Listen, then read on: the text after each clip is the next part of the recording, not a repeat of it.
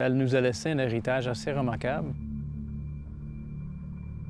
Des femmes de son époque, écoute, il aurait pu se faire des belles balles de costume, avoir une belle vie, acheter des robes, des bijoux. Elle a décidé de s'impliquer, de s'immiscer, de créer un jardin pour des raisons remarquables, en fait. Protection de l'écologie, une rêve un peu folle et qui n'aura jamais pensé, 50, 60 ans plus tard, le legs qu'elle a laissé des millions de personnes qui ont visité ici, c'est grâce à sa création.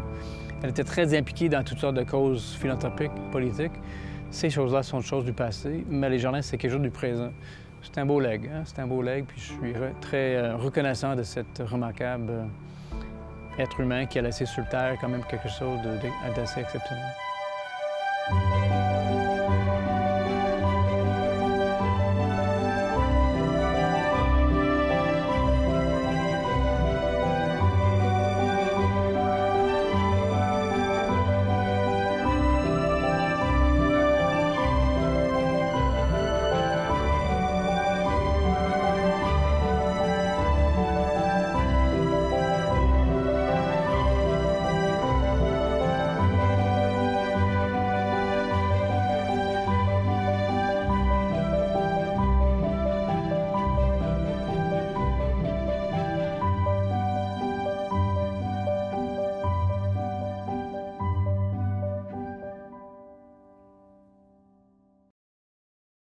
George Stephen, magnat de chemin de fer, richissime, qui prend la retraite de la compagnie qu'il a fondée, le Canadien Pacifique. Et quoi de mieux que de s'installer au bord d'une rivière pour pratiquer la passion qui l'a toujours passionné. En fait, amateur de pêche, mais qui cherchait un défi parce que la rivière Métis était déjà beaucoup en exploitation forestière. Il l'achète. La première chose qu'il fait, c'est qu'il va exploser les barrages qui étaient construits à l'époque, des barrages qui étaient construits par l'industrie forestière. Il procède d'une façon, je dirais, écologique, mais bien sûr pour sa propre passion privée, pour réouvrir finalement l'habitat du saumon au saumon qui avait quand même un habitat plutôt restreint. Et grâce à lui, en fait, la pêche commence dès son arrivée et ça se pratique jusqu'aux années 40 où ma famille a eu l'avantage d'avoir un domaine de pêche privé, des fosses privées, une rivière privée, et un habitat et un paysage tout à fait remarquable.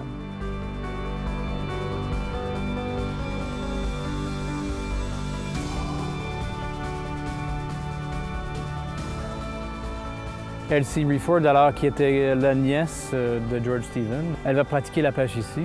Femme aventurière, aimait beaucoup la nature, faisait la chasse, le canotage, des sports équestres, mais surtout la pêche au saumon. Pour bien sûr les déguster à la maison ici, pour faire manger les employés.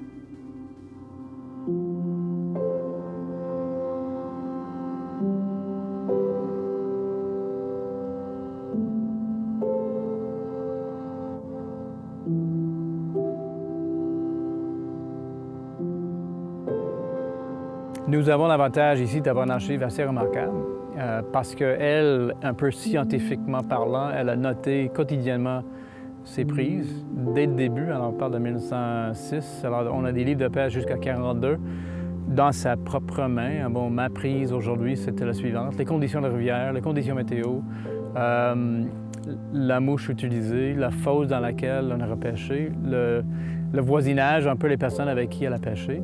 Et on a parallèlement à ça un mari qui était amateur de la pêche, mais un peu moins qu'elle, mais qui était fanatique de photos. Alors, elle amène ses cannes à pêche, lui amène son caméra. Puis ainsi, on a vraiment un archive documentaire assez remarquable avec l'espèce de cette passion partagée où son mari va noter en photo pendant toute leur vie ensemble, la pêche qui se faisait ensemble, mais sur la rivière qui est ainsi très documentée dès leur arrivée jusqu'à la fin de la pêche au saumon ici aux années 40. On a des mouches qui datent des années 30, des 40, des années 20 même, pris dans les boîtes de cigarettes que mon arrière-grand-père a utilisées pour à la fois l'organisation, mais aussi l'archivage un peu de ces mouches. On dirait jamais utilisées parfois, vierges, prêtes pour l'utilisation. Et ainsi, on a vraiment des objets qui sont assez intéressants, qu'on met en valeur dans notre musée ici, qu'on a mis en valeur sur les expos. et qu'on souhaite effectivement partager avec notre public qui sont passionnés comme nous par la pêche au saumon.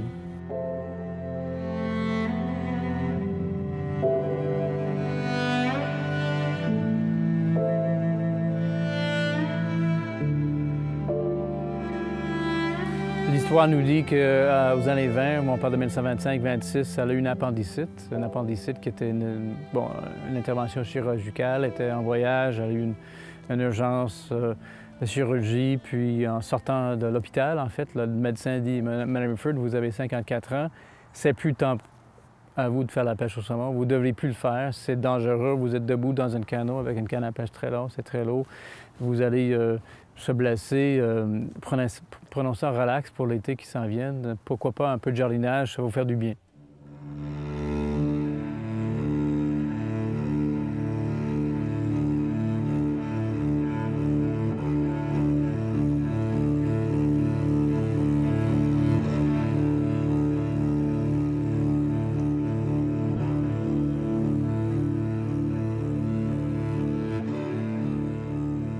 C'est une femme d'aventure, une femme d'exploit, une femme d'énergie assez remarquable. Alors, le jardin prend forme parce qu'elle était un peu clouée sur le balcon ici. Ça prend forme dans sa tête, puis ça prend forme par la suite avec des employés qui vont réaliser sa rêve, qui était de présenter sur un site plutôt agricole, un immense jardin pour son plaisir personnel, mais muni de collections qui proviennent de partout le monde. Alors qu'il soit du Québec, du Canada, des États-Unis, mais beaucoup de plantes qui viennent de l'Asie, qui curieusement s'adaptent bien à notre climat. Généralement, il fait pas chaud, on a beaucoup de pluie. C'est pas le cas cet été, mais en fait, on a quand même un climat qui est quand même bien adapté pour les vivaces, qui vont bien perdurer sur notre site ici, parce que l'hiver, on a des couches de neige qui protègent les vivaces très, très bien. Et ainsi, à travers 30 ans d'expérience, elle découvre que son jardin est parfaitement adapté au développement de collections de plantes asiatiques.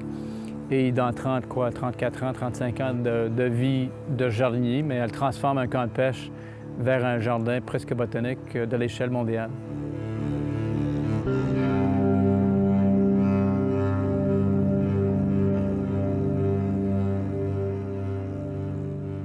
Dans les écrits qu'elle nous a laissés, Elsie est quand même généreuse dans le sens qu'elle nous laisse quelques écrits, des articles qu'elle a écrits dans Sur Envie, qui pour moi sont précieux comme historien, mais comme directeur, parce qu'on peut savoir dans ses écrits, mais le processus qu'elle a suivi. Et le processus qu'elle nous décrit, d'abord c'est déception. Déception parce qu'en débutant le jardin, mais elle trouve que la terre ici, c'est la glaise en surface ou presque. On a une couche végétale très, très mince.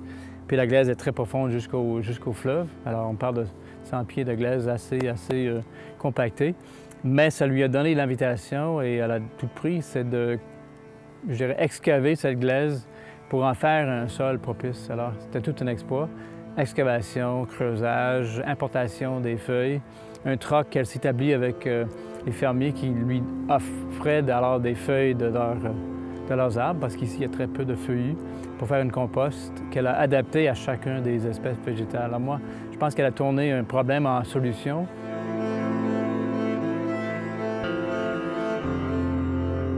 Elle nous a légué quand même une collection de récits, presque des menus pour la recette qui nous inspirent quotidiennement. Aujourd'hui, on estime environ 3500 plantes. L'horticulture a beaucoup développé depuis son décès en 1977.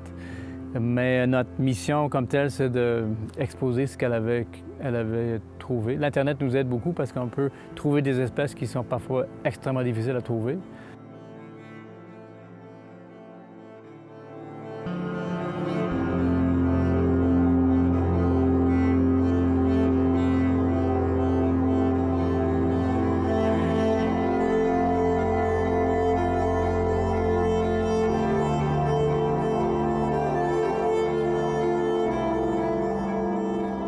Je ne peux pas décoder exactement pourquoi Elsie aimait les lys tant que ça. C'était une plante de son époque. C'est une plante asiatique, beaucoup. Une plante à parfum élevé. Elle aimait beaucoup les plantes parfumées. Elle était souvent ici, derrière sur le balcon, puis elle dit dans ses écrits, mais je me sens un peu comme entouré de cette odeur qui me parvient des lys. Je pense qu'elle aimait ce phénomène. tout comme elle cherchait les défis. Les listes n'étaient pas jugées faciles dans notre région ici, puis pourtant, 30 ans plus tard, elle a 60-65 espèces, tout comme la liste géante de l'Himalaya. Je le vois dans les images, on voit Elsie avec cette plante, elle a réussi comme nous l'avons fait.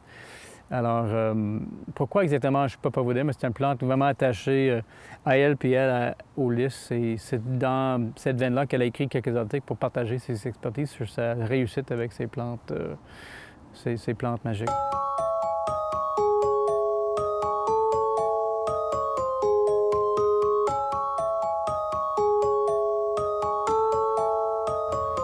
Le festival est chez nous depuis 18 ans maintenant. On célèbre la 18e saison. En fait, c'est depuis 2000 qu'on a réalisé un festival de jardin pour donner la place à la création contemporaine. On l'a fait dans les jardins avec les œuvres d'art, des sculptures et des œuvres un peu du land art ou des œuvres créées par les artistes en art visuel. Mais le festival, c'est vraiment voué à permettre aux architectes, paysagistes, aux architectes et parfois les artistes de créer des nouveaux jardins. C'est pas des jardins comme des amoracales comme en Eridama, c'est plutôt parfois des matériaux, c'est des couleurs, c'est des effets, c'est l'interaction. C'est surtout en fait pour créer une proximité ou de permettre la proximité entre l'individu, le visiteur et le jardin, parce qu'ici, on est presque dans un lieu muséal. On a des collections, mais c'est quand même ne pas toucher, ne pas aller, des introductions, des sentiers. En fait, on balise un peu l'expérience, tandis qu'au festival, c'est ouvert, c'est friendly, c'est fun, c'est très bien pour les enfants, c'est interactif à l'extrême. Parfois, c'est conceptuel puis pas très compréhensible, mais que voulez-vous? On essaie de créer parfois un choc, un dialogue minimalement, mais on souhaite une réaction. Le défi aujourd'hui dans les musées puis dans tous les endroits, c'est de créer des effets parce qu'en fait, on est un peu blasé. On a tellement de choses maintenant qui nous inondent, qui sont magnifiques, des films magnifiques, des effets, des jeux. On peut voyager dans toutes les destinations. Il n'y a rien qui n'est pas accessible aux Québécois aujourd'hui. Tandis que dans un jardin, mais on essaie d'aller un peu plus loin. Alors ça, on invite, en fait, c'est pas nous les créateurs, on invite les créateurs, c'est nous qui réalisons des projets. Et on est bien fiers des résultats parce qu'on voit bien que sur un même site, on a fait une expérience de visite, de contemplation, d'admiration, de respect de la nature, de comprendre un peu la passion d'une passionnée.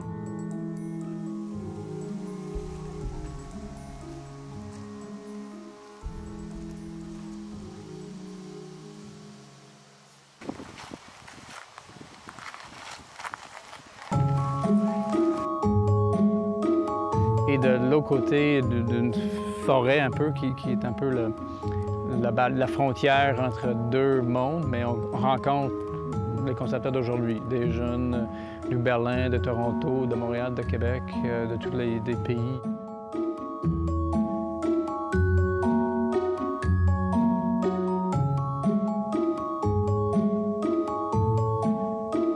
On souhaite éveiller auprès des jeunes, surtout, une idée qu'on souhaite qui reste ou qui demeure dans leur tête, que la nature, c'est un lieu de création, que le jardin, c'est pas boring, c'est pas plate, c'est plutôt un lieu où on va pouvoir être inspiré.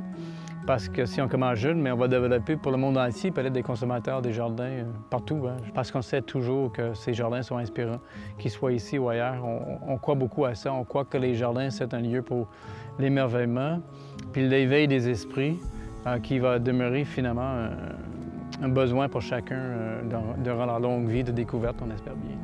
On est très fiers, on est surtout fiers de pouvoir offrir cette plateforme à d'autres. On est fiers de leur réalisation, c'est fun parce qu'on partage la fierté et on partage surtout le fait qu'on a beaucoup de visiteurs qui viennent du partout du monde et qui ainsi, j'espère bien, quittent le site avec un respect de la beauté d'une passionnée, mais aussi une compréhension de c'est quoi la création contemporaine dans le paysage, parce que nos villes et nos milieux vont être beaucoup plus riches si on les donne une opportunité d'intervenir. On aura moins d'autoroutes sans doute, on aura plus d'espaces verts.